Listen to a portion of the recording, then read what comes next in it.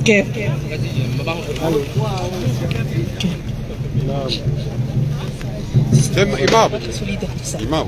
Salam alaikum.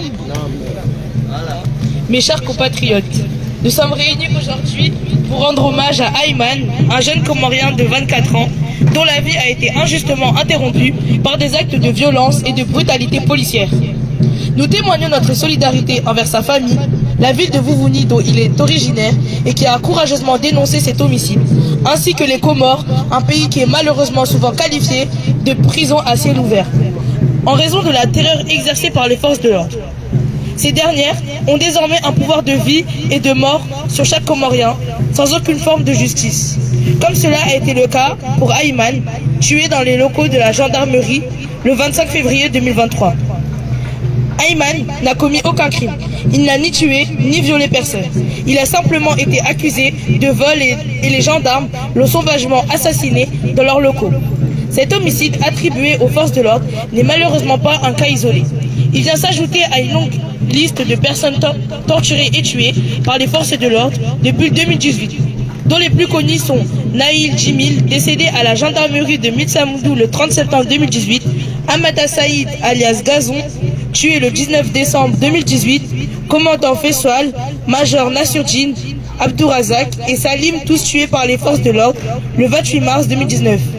Mbapalé, torturé et tué le 7 avril 2021 au camp militaire de Sangani à Anjouan, et bien d'autres encore. Aujourd'hui, Ayman vient allonger cette liste macabre. Mais demain, qui sera le suivant? À qui le tour, quand on sait qu'aujourd'hui, encore plusieurs personnes courbissent dans les geôles de la police sous les tortures et les traitements inhumains et dégradants sans aucune forme de justice? Mais peut-on encore parler de justice aux Comores aujourd'hui? Peut-on encore parler de justice aux Comores? Une justice aux ordres qui protège des assassins n'est pas une justice. Ayman n'a pas été jugé, il a été torturé, battu et tué. Et son corps a été rendu à sa famille comme un vulgaire déchet dans des sacs poubelles. Dans ces sacs poubelles, sa famille a découvert encore plein de plaies béantes et ensanglantées, y compris ses parties génitales, comme cela a pu être constaté sur les réseaux sociaux. Nous sommes tous choqués et indignés par cet acte de barbarie. Mais nous ne pouvons pas rester silencieux. Nous devons exprimer notre colère et notre tristesse, mais surtout, nous devons agir pour que cette ignominie ne se reproduise plus jamais. Nous exigeons justice pour Ayman et pour toutes ces victimes de la violence policière et des forces du désordre. Nous demandons que les responsables de ce crime soient traduits en justice s'il y en a encore aux Comores et que les autorités prennent des mesures pour prévenir de tels actes à l'avenir. Nous devons également nous unir pour combattre la culture de l'impunité qui a permis de telles atrocités. Nous ne pouvons pas accepter que nos forces de l'ordre soient au-dessus des lois et qu'elles puissent commettre des crimes en toute impunité.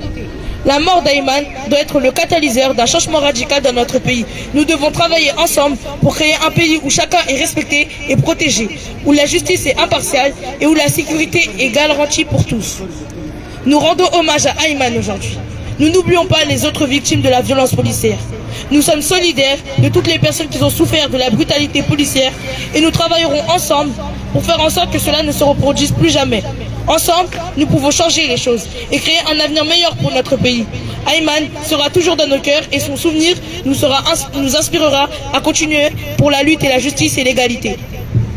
Bravo.